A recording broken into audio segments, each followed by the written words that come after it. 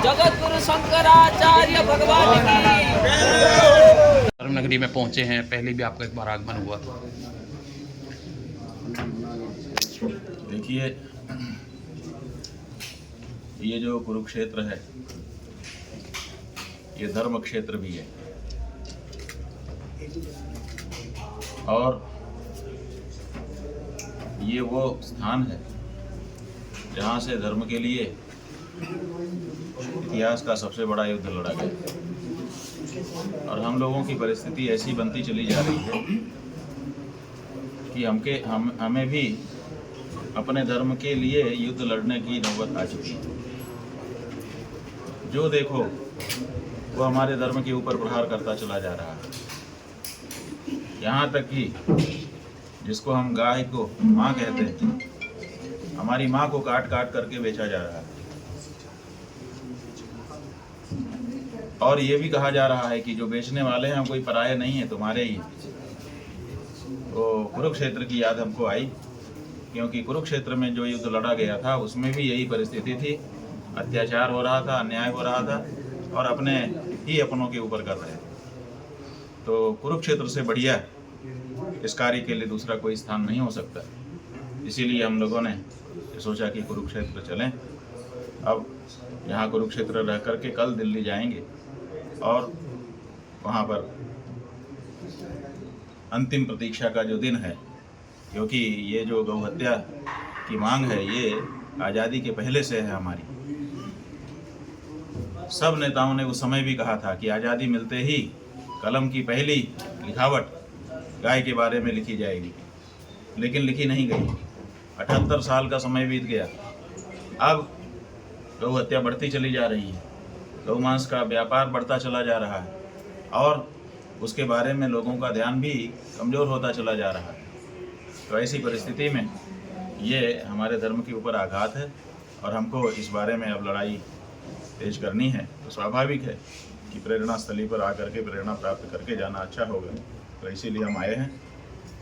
कल यहाँ से दिल्ली जाएंगे, सायंकाल तक पहुँच जाएंगे। परसों सवेरे 7 बजे से सायंकाल 5 बजे तक हमने सोचा था कि रामलीला मैदान में बैठ करके अंतिम दिन की प्रतीक्षा भी कर लेंगे, क्योंकि कुंभ से 33 दिन का समय हम लोगों ने अंतिम रूप से दिया था कि देश की हर पार्टी बता दे कि वो गाय के साथ है कि गाय के खिलाफ है।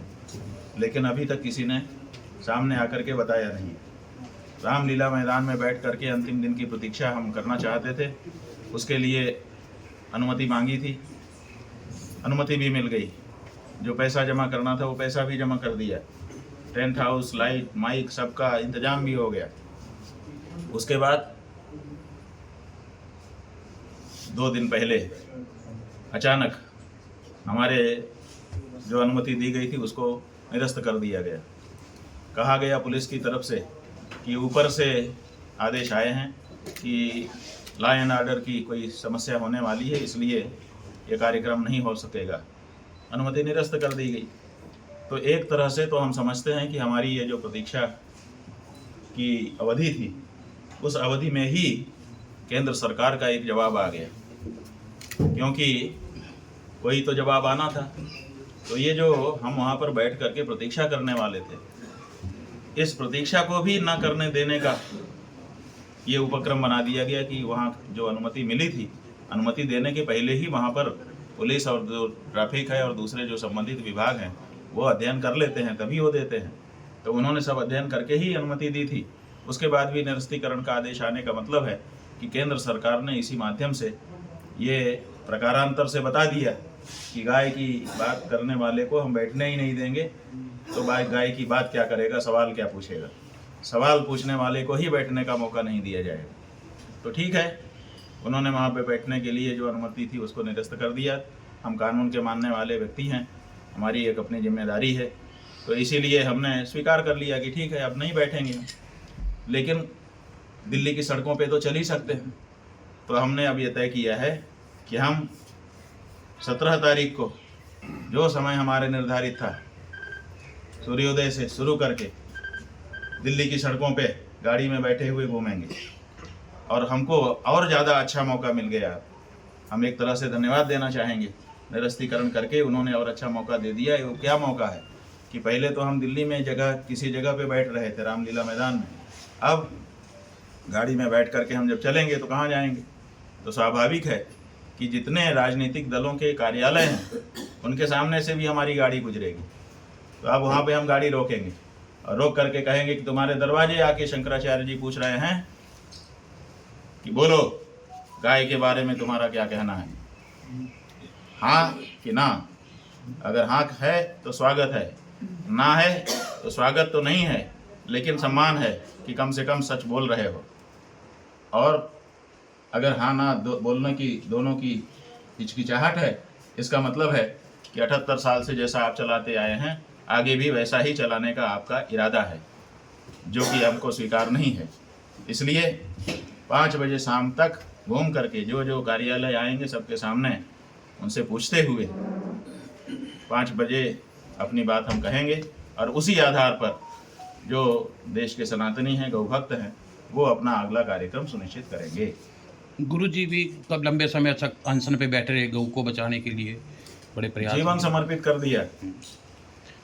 इनके शरीर में क्या परिस्थिति है आप देख ही सकते हैं। एक जवान अपने जीवन का एक तरह से बलिदान कर देता है, लेकिन आप उसकी आवाज़ नहीं सुनते हो, उसकी बात नहीं सुनते हो।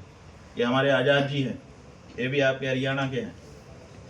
इनके ऊपर गलत मुकदमे लगा करके इनको जेल में डाल दिया गया, किस लिए कि गाय की बात उठा रहे थे।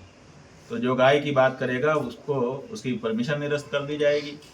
जबकि उसी दिल्ली में 2 और प्रदर्शन कल हो रहे हैं और उनकी अनुमति है, उनसे लॉ एंड ऑर्डर नहीं बिगड़ रहा है। गाय के भक्तों के बैठने से लॉ एंड ऑर्डर बिगड़ेगा, ये बात कही गई है।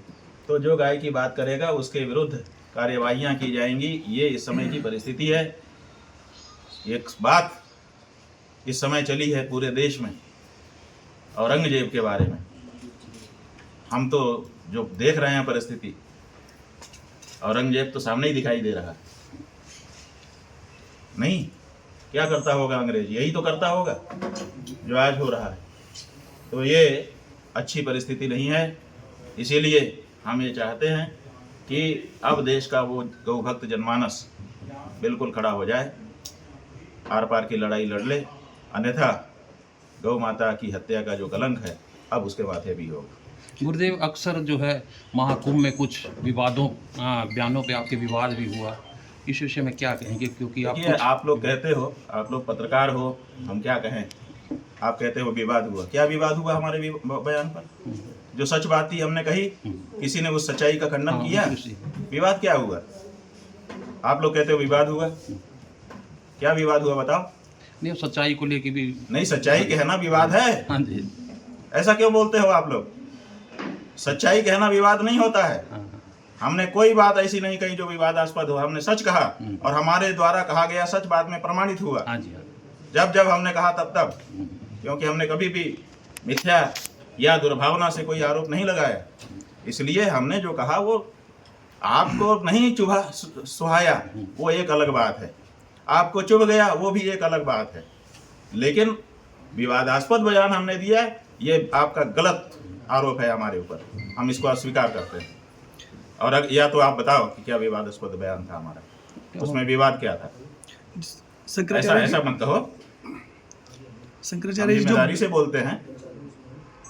बीजेपी की सरकार हिंदुत्व को लेकर भाई हम कहते हैं किसकी सरकार से क्या मतलब है? आप बीजेपी का नाम लेकर के क्यों हमको आप ये सिद्ध करना चाहते हो कि हम बीजेपी के खिलाफ हैं? हम हर उस पार्टी के खिलाफ हैं जो गौ हत्या को बढ़ावा दे रही है। उसमें बीजेपी भी हो सकती है, उसमें कांग्रेस भी हो सकती है, उसमें सपा बसपा और ये सब हो सकते हैं। कोई अभी तक सामने निकल करके नहीं आया है जो हम हिंदुओं की गौ भक्ति की भावना के साथ खड़ा होने का दावा कर सके कि हम आपके साथ खड़े हैं। जी यही तो हम कह रहे हैं कि साफ साफ कहो कि तुम्हारे मन में क्या है। कोई दल निकल के आ रहा है, आप केवल बीजेपी का नाम लेते हो। अभी होली को लेकर भी काफी विवाद हुए हैं, जैसे हिंदू और मुस्लिम में संबल में। राजनीति वाले राजनीति नहीं करेंगे तो क्या करेंगे? उसमें आप काहे को जाते हो? उसको आप लोग बढ़ावा देते हो। आप लोग राजनीतिज्ञों को खेलने के लिए प्लाट उपलब्ध कराते हो। ये तो होता ही रहता है। राजनीति वाले अपनी अपनी बात करते हैं ताकि थोड़ा सा माहौल बने, तो माहौल बनाना उनका काम है, वो करते हैं। आप लोग अगर उसको नहीं आगे बढ़ाना चाहते हैं तो आप लोग उस पर संयम रखिए। आप लोग उसमें बाइट ले लेकर के उसको ज्यादा करते हो तो उनको मौका मिल जाता है, वो राजनीति है। मंदिर मस्जिद को लेकर भी सर काफी विवाद चल रहे हैं। भाई मंदिर जो है आराधना के लिए होता है, उपासना के लिए होता है, और मस्जिद भी आराधना उपासना के लिए होती है। किसी को नीचा दिखाने के लिए, किसी को ऊंचा दिखाने के लिए ना तो मंदिर होता है ना तो मस्जिद होती है।